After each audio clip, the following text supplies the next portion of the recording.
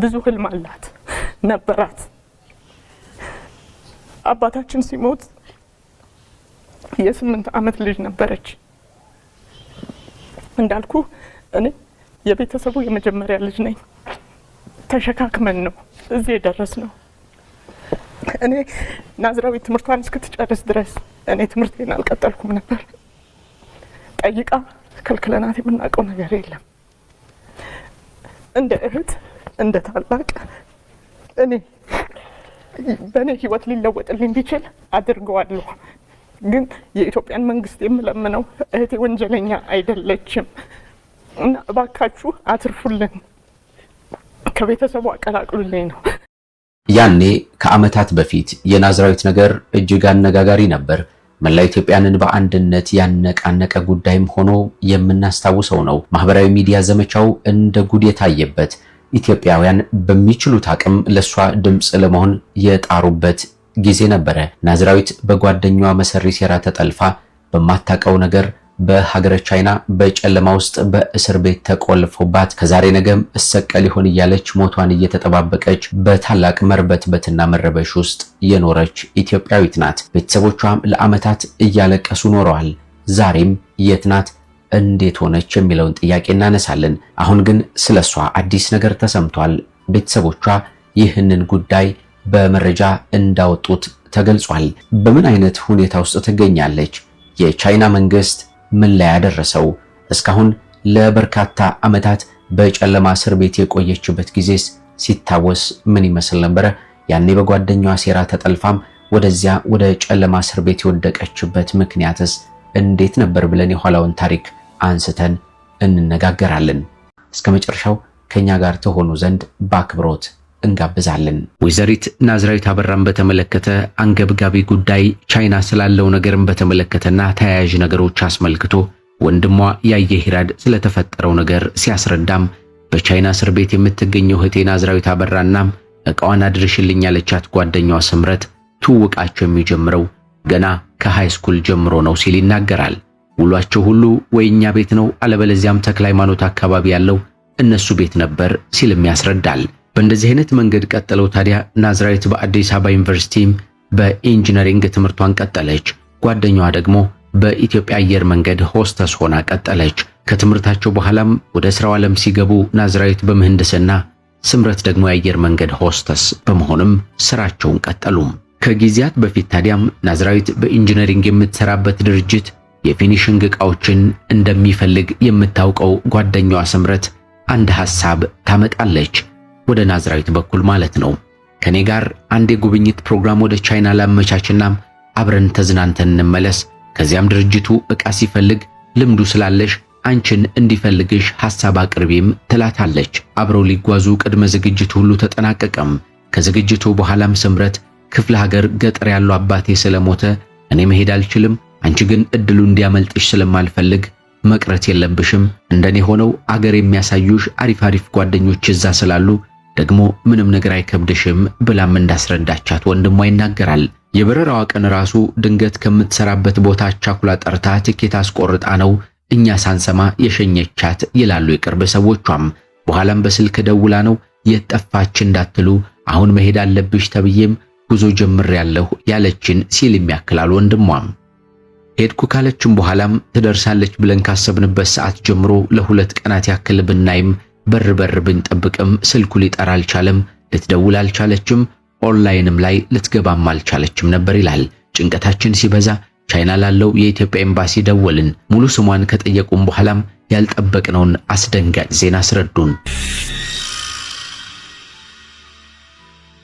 ወደ ሀገረ ቻይና ይዘው በመጣችው ዕቃ ውስጥ አደንዛዥ ዕፅ ተገኝቶባት ከኤርፖርት ነው ቀጥታ ወደ እስር ቤት የተወሰደችው።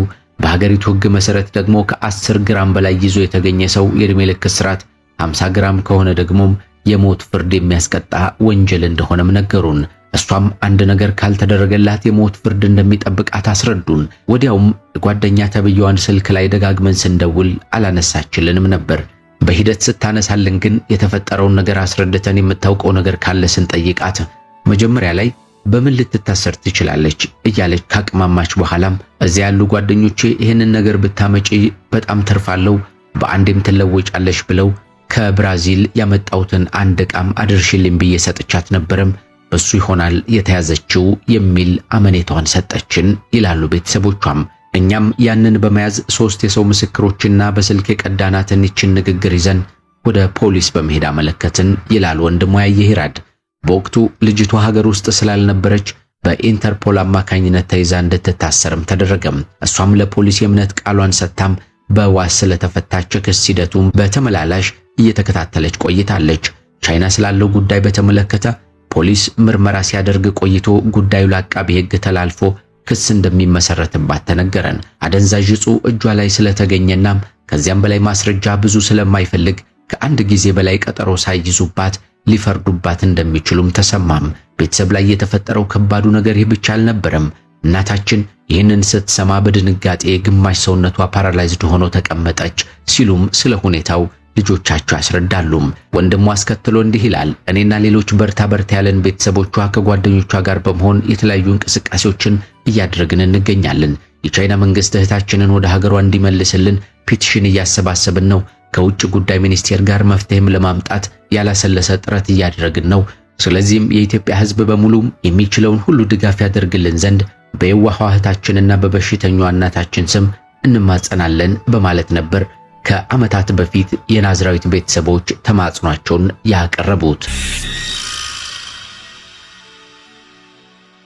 በጓደኛዋ መሰሪ ሴራ የተነሳ በሀገረ ቻይና የተከለከለ ዕፅ ተይዞባት ወህኒ ቤት የምትገኘው ኢትዮጵያዊቷ ወጣት ናዝራዊት አበራም በምህንድስና ሙያ ተመርቃ ለሀገሯ ብዙ ነገር የምትሰራም ተስፈኛ ቆንጆ እንዲሁም ዛሬ በሩቅ ምስራቋ የሞንጎል ምድር በምትገኘው ጨለማ ሸለቆ ውስጥ ተዘግቶባት አይምሬው ቻይናውያን ሕግ ደግሞ የሚጥልባት የሞት ቅጣት በመጠባበቅ ላይ እንደነበረችም የተሸመቀቀው ገመድ ወደ አንገቷ እየቀረበ ጉዳዩዋ አሳሳቢ ምዕራፍ ላይ ደርሶ እንደነበርም በወቅቱ የወጡ መረጃዎች ይጠቁማሉ። የልጃቸው ባልተጠበቀ ሁኔታና በማታውቀው ጦስ መዘፈቅን ተከትሎ ወላጅናቷ በድንጋጤ ፓራላይዝድ እስከመሆን መድረሳቸው ይህ ሰብአዊነት ላለው ሰው በሙሉ ክፉኛ የሚያምም አሳዛኝ ክስተት ሲሆን ናዝራዊት የመኖር ዕጣ ፈንታዋን ንጽህናዋን በሚያውቀው እግዚአብሔር የሚወሰን ቢሆንም እንደ ሰው ግን የቻልነውን ሁሉ ብንረባረብና የኢትዮጵያ መንግስት እስከ ጥግ ድረስ የዲፕሎማሲ ጥረት አድርጎም አንድ መፍትሄ እስኪፈጥርላት ተማጽኖ መፍጠር ያለብን እኛ ወገኖቿ ነን ብለውም ስለሷ ድምጽ ለመሆን የተነሱም ኢትዮጵያውያን እጅግ በርካቶች ነበሩ። በወቅቱም በእንዲህ አይነት መንገድ ለዓመታት የቆየችው ናዝራዊት አበራ የሷን ጉዳይ በተመለከተ አሁን የወጡ አዳዲስ መረጃዎች በስፋት በማህበራዊ ሚዲያ ላይ እየተሰራጩ ይገኛሉ። እኛም ከስር መሰረቱ አይተን አሁን ያለችበትን ሁኔታ ልንፈትሽ መረጃዎችን አሰባሰብን። ስለ ናዝራዊት አዲስ ተስፋ ሰጪ ነገር ተመልክተናል። ደስ ይላል። ምንድነው? ቤተሰቦቿ በዚህ ጉዳይ ላይ ምን አይነት ምላሽ አላቸው? አሁን ናዝራዊት በምን አይነት ሁኔታ ላይ ትገኛለች? የቻይና መንግስትስ የናዝራዊትን ነገር እንዴት አድርጎት ነው ተስፋ ሰጪ ነገር ስለሷ ታይቷል የተባለው? አስከትለን ዝርዝሩን መረጃ እንንገራችሁ። በቻይና በእስር ላይ ስለምትገኘው ኢትዮጵያዊቷ ናዝራዊት አበራ ወቅታዊ ሁኔታ ከቅርብ ቤተሰቦቿ የተገኘ አዲስ መረጃም ደርሶናል ይላል በጉርሻ ገጽ ያገኘነው መረጃ እንደሚጠቁመው ናዝራዊት ካለችበት አስቸጋሪ ሁኔታ አንጻር አሁንም ብርቱ ሆናም እንደምትገኝ ነው የተገለጸው። ቀደም ሲል ተከሳበት የነበረውናም የተፈረደባት የሞት ቅጣት በይግባኝ ወደ ዕድሜ ልክ እስራት መቀየሩም የሚታወስ ነበርም። በአሁኑ ወቅት ደግሞ ቅጣቱን ይበልጥ ለማቅለልም ሌላም የይግባኝ ጥያቄ ቀርቦ በሂደት ላይ እንደሚገኝ መረጃው ይጠቁማል። ይህም ለቤተሰቦቿ ትልቅ ተስፋም እንደሆነ ነው የተነገረው። ናዝራዊት በእስር ላይ ብትሆንም እንኳን ጊዜዋን በከንቱ እያሳለፈች እንዳልሆነ ተነግሯል። ባላት የእንግሊዝኛ ቋንቋ ችሎታ ለሌሎች እስረኞች ትምህርት እየሰጠች እንደምትገኝም ይኸው መረጃ አክሎ ይገልጻል። በእስረኞቹ ዘንድም እጅግ ተወዳጅናም የተከበረች ሆና ሕይወቷን እየገፋች እንደምትገኝ ከዚሁ መረጃ ላይ ለመረዳት ችለናል። የናዝራዊትን አሁናዊ ሁኔታም እየገለጸልን የሚገኘው ይኸው መረጃ እንደሚያመላክተው ከሆነ በቻይንኛ ቋንቋም የመጀመሪያ ዲግሪዋን የያዘች ሲሆን በዚሁ ቋንቋም የተጻፉ በርካታ መጽሐፍትን በማንበብ ራሷን እየገነባች እያሳደገች ትገኛለች ብሎናል። ከዚህ ቀደም ጠቅላይ ሚኒስትር ዶክተር አብይ አህመድ ጉዳዩን በቅርበት ሲከታተሉም የቆዩ ሲሆን ከቻይና ባለስልጣናት ጋርም በተደጋጋሚ ተወያይተዋል ተብሎ በተለያየ አጋጣሚ መረጃ ሲወጣ ነበርም። ጠቅላይ ሚኒስትሩ ለቤተሰቦቿ ስልክ በመደወል ድጋፋቸውን መግለጻቸውም ይታወሳል ሲል ይኸው መረጃ ጠቁሟል። በቅርቡ እህቶቿናም ፓይለት የሆነው ወንድሟ ወደ ቻይና ሀገር በመጓዝ በአካል አይተዋት ተመልሰዋል። ቤተሰቦቿ በአካል ተመልክተው ያለችበትንም ሁኔታ አይተው እየተጽናኑ ቢሆንም በተለያየ አጋጣሚ በማህበራዊ ሚዲያ ላይ ስለሷ እየተሰራጨ የሚገኘው ነገር ግን የሐሰት በመሆኑና ቤተሰቡንም የሚረብሽ ነገር እየሆነ መምጣቱም ተገልጿል። ምክንያቱም ስለሷም ያልተባሉ ልትሞት ነው፣ ልትገደል ነው፣ ልትሰቀል ነው እየተባለ የሚሰጠው መረጃ ለቤተሰብ ከፍተኛ መረበሽን እየፈጠረ እየሆነ መሆኑ ነው የተገለጸው። እውነታው ግን ከስቅላት ወረድ ያለም የእድሜ ልክ እስራት ቢፈረድባትም ከዚያም የተሻለ ተስፋ ሰጪም የይግባኝ ሂደት ላይ በመሆኑ ከዚህ የተሻለ ውጤት ሊመጣ እንደሚችል ነው እየተነገረ የሚገኘው በቤተሰቦቿ አንደበት። ናዝራዊት ይህ ሁሉ መከራ እንዲደርስባት ቤተሰቦቿም ከባድ ችግር ውስጥ እንዲገቡ ምክንያት የሆነችው ጓደኛዋ መጨረሻዋ ምን ሆነ መሰላችሁ? አስከትለን እንነግራችኋለን። የናዝራዊት ጓደኛ ነገሩ መነጋገሪያ ከሆነ በኋላም ራሷን ሰውራ እንደነበር በወቅቱ ወጥተው የነበሩ መረጃዎች ይጠቁማሉ። ወደ ቻይና ሀገር ትጓዝ የነበረች ናዝራዊት አበራ የተባለች ግለሰብ የፀጉር መታጠቢያ ሻምፖ እንደሆነ በመግለጽ ከባድ የሚባል አደንዛዥ እጽ ወደ ቻይና ይዛ እንደተጓዘችና በቻይና ሀገር በአደንዛዥ እጽ ዝውውር እንድትታሰር ያደረገቻት ጓደኛዋ ስምረት ካሳያን ታቡ ተብላ ትጠራለች። ከ3 ዓመታት በፊት የፍትህ ሚኒስቴር እንዳስታወቀው ናዝራዊት አበራ በቻይና ሀገር ያለአግባብ ከእጽ ዝውውር ጋር በተያያዘም እንድትከሰስና ለእስርም እንድትዳረግ ያደረገቻት ጓደኛዋ ስምረት ካሳይ በመጀመሪያ የተጠረጠረችበትን ወንጀል ክዳ ተከራክራ የነበረ ሲሆን ፍርድ ቤቱ ጥፋቷንም አረጋግጦ የቅጣት ውሳኔ ከመስጠቱ አስቀድሞ ራሷን እንደሰወረች አስታውቆም ነበርም። በጓደኛዋ ላይ በፈጸመችው በደልና ወንጀል ተከሳ በፌዴራል ከፍተኛ ፍርድ ቤት ልደታ ምድብ ወንጀል ችሎት ተከሳም የቀረበችው ስምረትም በአቃቤ ሕግ የተመሰረተብኝን ክስ ተረድቻለሁ፣ በተመሰረተብኝ ክስ ግን ጥፋተኛ አይደለሁም፣ ምክንያቱም ለጓደኛዬ ለናዝራዊት አበራ የሰጠኋት እጽ ሳይሆን የፀጉር መታጠቢያ ሻምፖ ነው፣ በዚህም ጥፋተኛ አይደለሁም ስትል የእምነት ክህደት ቃሏን ሰጥታ እንደነበርም የፍትህ ሚኒስቴር መረጃ ያስረዳል። አቃቤ ሕግ በበኩሉ የተከሳሽን ጥፋተኝነት የሚያስረዱ 8 የሰው ከኢፌዴሪ የውጭ ጉዳይ ሚኒስቴርና ከኢሚግሬሽን ዜግነትና የወሳኝ ኩነት ኤጀንሲ የተገኙ ዝርዝር የሰነድ ማስረጃዎችን በማቅረብ ያሰማ ሲሆን ይህም ስጋት የገባት ስምረት ካሳይም የማስረጃዎችን ሁኔታ ጥፋተኝነቷን በጉልህ ማሳየቱን ስትረዳም የሚቀጥለውን ቀጠሮ በመፍራት ከቅጣት እንደማታመልጥ ሲገባት ለጊዜው ተሰውራ እንደነበርም ሚኒስቴሩም አስታውቆ ነበርም።